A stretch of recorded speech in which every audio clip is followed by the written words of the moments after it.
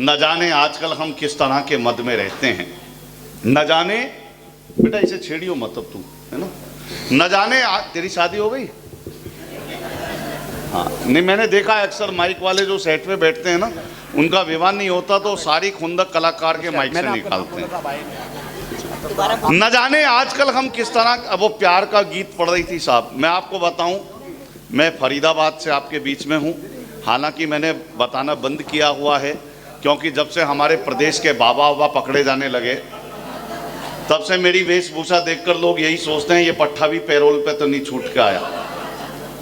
और वैसे भी कहता हूं कि कैसी आज़ादी है यहाँ, सवेरों से डर लगता है। थोड़ी देर मुझे दे दीजिएगा, मेरे पास लतीफ़े भी हैं, कविता भी सुनोगे क्या बताओ तो, कभी तुम हम फकीरों को भी महफिल में बुलाओ तो। आज बुलाया है तो आनंद ले लेना, ये वास्तविकता है। वो बता रहा था अंतर्राष्ट्रीय, आप तो मैं देख रहा था हिंदी की कविताएं, वो ज्योति पढ़ रही थी, प्रतीक पढ़ रहा था, तो कुछ हिंदी समझने वाले आहा वहा कर रहे थे। और अक्सर मैंने देखा बड़ी सोसाइटियों में आदमी हिंदी वाला बस जाए तो उसका एक्सेंट भी इंग्लिश वाला हो जाता है। वही कहता है क्यों हंसूं, अब मैं बड़ी सोसाइटी में रहता हूँ, बड़ी दिक्कत है। मेरी पत्नी खुद कहती है ये मोहल्ला छोड़ो, सोसाइटी में फ्लैट ले लो, सोसाइटी में। अरे मैंने कहा जिस सोसाइटी में भाई तेरे रिश्तेदार तक की गाड़ी नहीं आने देते, क्या करूं उस सोसाइटी में फ्लैट लेके। कि कैसी आज़ादी है यहाँ, सवेरों से डर लगता है। वो अग्रवाल साहब थे ना अभी, वो बिटिया वाला जो जिसकी सब्जी वाली की शादी कराई थी, वही। एक बार आपके सम्मान में आप स्वयं ताली बजाओ, आपने बहुत शानदार काम किया है।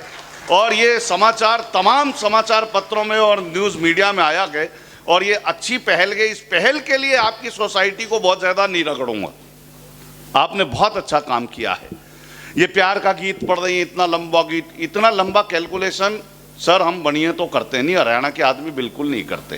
2 टूक हिसाब होता है कि दिल जिगर गुर्दा कलेजा सब तेरा है तू ही ले जा। मुझे राधा बना ले, मीरा बना ले, 4.5 बंद कौन खर्चे। इतनी छोटी जिंदगी है भाई कि दिल जिगर गुर्दा कलेजा सब तेरा है तू ही ले जा, खर्च जो तुझ पर किए हैं मेरी जान वो पैसे दे जा। तुम मेरे लायक हो जाना, मैं सारे रंग देकर जाऊंगा। मैंने कहा कि ये जो कैमरा लगा है साहब, एक कैमरे से जिंदगी में हमेशा बचना।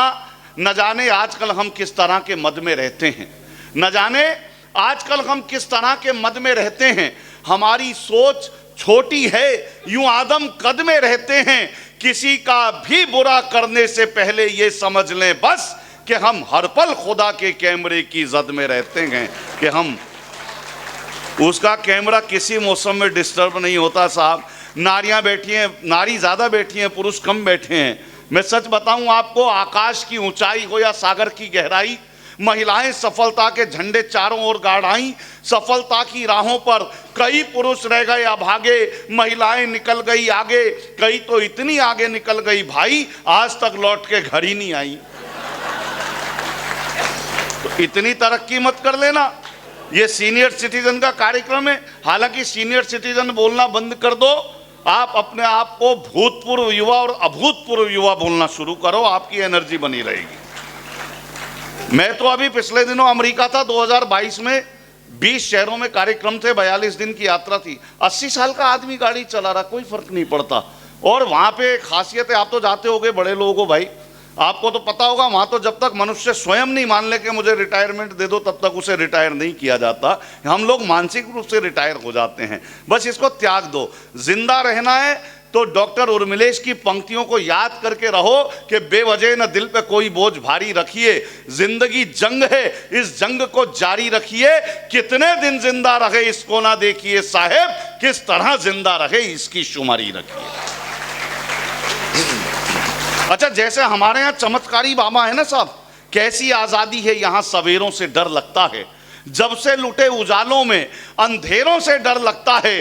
पाखंडी बाबाओं की करतूतों का ये आलम है, अब तो कोठों से भी ज़्यादा डेरों से डर लगता है, अब तो कोठों से भी। अच्छा, वो चमत्कारी बाबा अग्रवाल साहब, वो चमत्कारी बाबा अमेरिका में भी हैं। मैं फंस गया एक दिन वाशिंगटन DC में। मैं एक बस में बैठा, वॉल्वो बस थी, मेरे साथ में एक सज्जन बैठे। हमारी आदत है भारतीयों की, कहीं भी जाएंगे शुरू हो जाएंगे डब्बे में 2 आदमी, और भाई कहाँ रहते हो, अच्छा गाजियाबाद, वसुंधरा, फलाना, क्या गोत्र है, कितने बच्चे हैं, हम शुरू हो जाते हैं कहीं भी हों। तो साथ में चर्चा हो गई, एक बैठे थे बाबा जी। बाबा जी को मेरे मुंह से कुछ स्मेल सी आई अल्कोहल की। आप तो लेते होंगे, पता होगा नहीं? अच्छा लेते होंगे लेकिन बताते नहीं होंगे। बस तो फिर इंतजाम करो, इसे इशारा बोलते हैं शास्त्रों में कि सुबह का अपना मजा है, शाम का अपना मजा। सुबह का अपना मजा है, शाम का अपना मजा, जूस का अपना मजा है, जाम का अपना मजा, और आशिकी में कल मैं उसके भाइयों से फिर पिटा, दर्द का अपना मजा है, बाम का अपना मजा। वो साथ में बैठे थे चमत्कारी बाबा वहां के, उनको मेरे मुंह से स्मेल आई अल्कोहल की, तो मुझे ज्ञान प्रवचन देना शुरू कर रहे, हे मैन तुम गलत रास्ते पर जा रहा है। मुझे लगा जैसे हम सोचते हैं ना कि हो सकता मयूर विहार वाली बस पकड़नी थी, गलती से पिलखुआ वाली तो नहीं पकड़ ली, उल्टा तो नहीं बैठ गया। मैंने कहा भाई गाड़ी रोक, गलत गाड़ी में बैठ गया। बोले नो मैन, हमारा कहने का मतलब है ईश्वर ने, गॉड ने, खुदा ने तुमको भेजा धरती पे अच्छा काम करने के लिए, अच्छा ह्यूमन बनने के लिए, तुम अल्कोहल से अपना जिंदगी खराब कर रहा है। मैंने कहा महाराज 3 दिन हो गए जेट लैग में हूँ, दिनचर्या बदली हुई है, नींद आने रही, और क्या करता। बोले अच्छा। मैंने कहा अब तो हो गया, इसको क्या करूं? बोले आप हमारे साथ चलो, हम आपका शुद्धिकरण करेंगे। मैंने कहा होगी यहाँ भी कोई गंगा वंगा, शुद्ध कराने ले जाएंगे बाबा जी। बाबा जी ले गए अपने एक मठ में पानी से भरी एक होदी, पानी लबालब। उन्होंने मेरी गुद्दी, ये सिर यूं पकड़ा, 3 बार पानी की होदी में डुबाया निकाला, डुबाया निकाला, डुबाया निकाला। फिर बोले there is no alcohol in you now, you are pure and fine, old Deepak has died, this is your new birth and your new name is David। प्रतीक, मैंने सोचा गंगा जाने के भी पैसे बच गए भाई। मैं बड़ा खुश, उनको धन्यवाद दिया। आया जब मैं अपने टूर से वापस आया तो अचानक अग्रवाल साहब, मुझे 2 महीने बाद उनकी याद आई। जब याद आई तो मैं अपने एक कमरे से उठा, दूसरे कमरे में गया, अलमारी खोली, उसमें से ओल्ड मॉन्क की सील्ड बॉटल निकाली, फिर पानी से भरी एक बाल्टी में उसे 3 बार डुबोया। There is no alcohol in this bottle now, this is pure and fine, Old Monk has died, this is new birth of this bottle and its new name is काड़ा।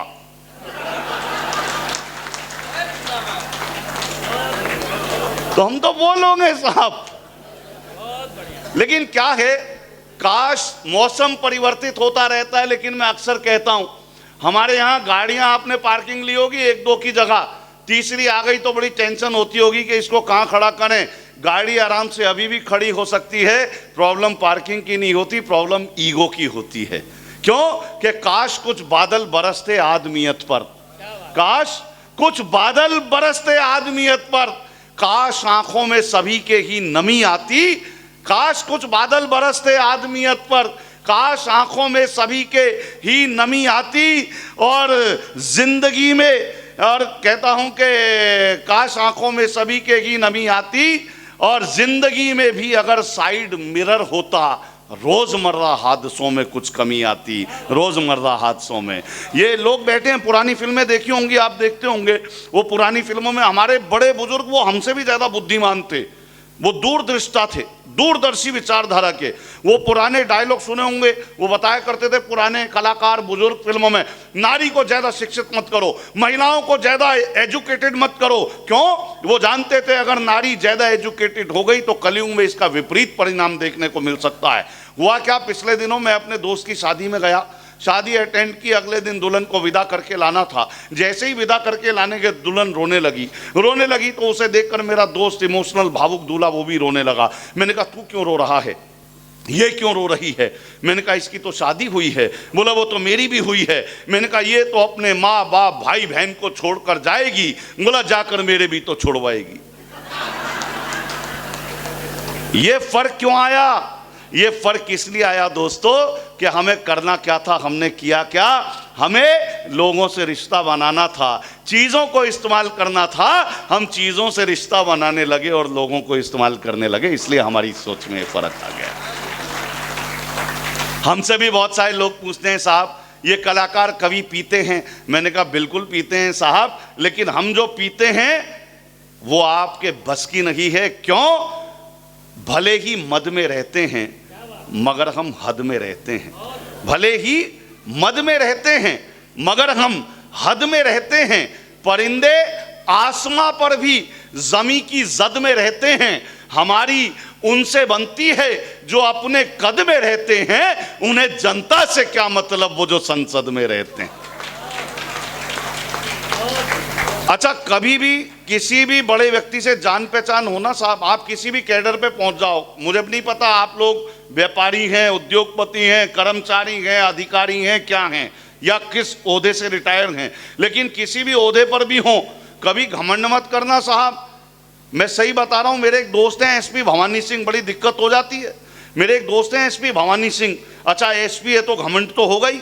वो अपने 12 साल के बच्चे को एक दिन बताने लगे, देखो तुम जिसे भी बताया करो बड़े रौब के साथ बताया करो तुम एसपी भवानी सिंह के बेटे हो।